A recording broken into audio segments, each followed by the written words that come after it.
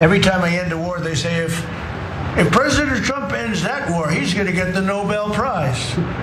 So I end that war. Well, he won't get it for that war, but if he ever gets it for the next war, now they're saying if he ever ends the war with Russia and Ukraine, he's going to get the Nobel Prize. What about the other 8 wars? India, Pakistan. Think of all the wars I ended. I should get the Nobel Prize for every war, but I don't want to be greedy. He doesn't want to be greedy. That's one thing we can all agree about Donald Trump. But he is in the middle of his administration facing accusations of war crimes. And he's back to complaining about not getting the Nobel Peace Prize. That was from his cabinet meeting on Tuesday. And he's claimed he's ended multiple wars, but in reality, he's ended none. While he didn't get the Nobel Prize, the people around him found a consolation prize, slapping his name on the Institute of Peace. And you can see that here. Now, if you were wondering where they found those letters, which don't match the inset lettering below it, journalist Marisa Kabas has one theory.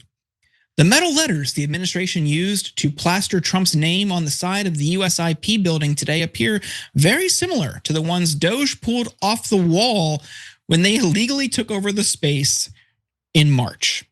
Not having to buy new letters would arguably be the most concrete savings Doge has ever made. But they did this while the ruling that determines who has power over the institute is still pending. So this may or may not end up having to be reversed based on that outcome. Why did they do this? Because Trump plans to use the building to host the signing of a peace agreement between Rwanda and the Democratic Republic of Congo on Thursday. Trump concluded that conflict in the wars he's, quote, ended. And here's why that's not true. In June, the two countries signed a peace agreement in Washington aimed at ending decades of conflict.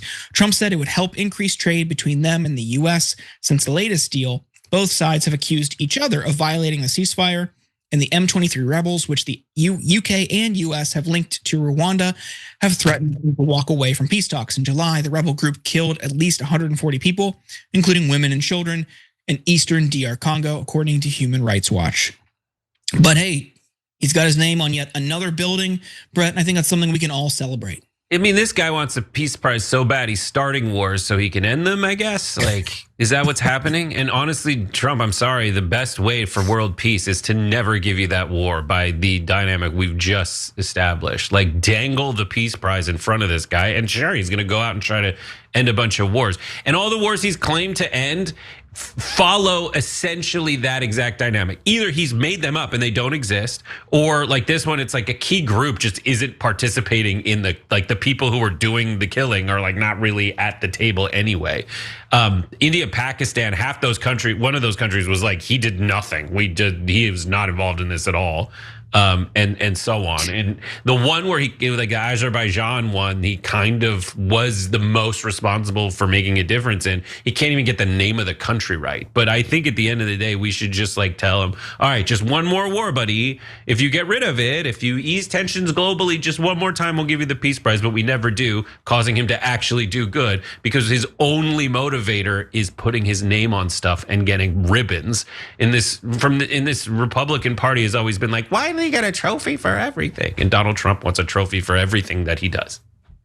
Yeah, I mean, in fairness, when Trump took office, they said this war with Venezuela could never wrap up. They would never find a way out. But somehow, I think he could do it.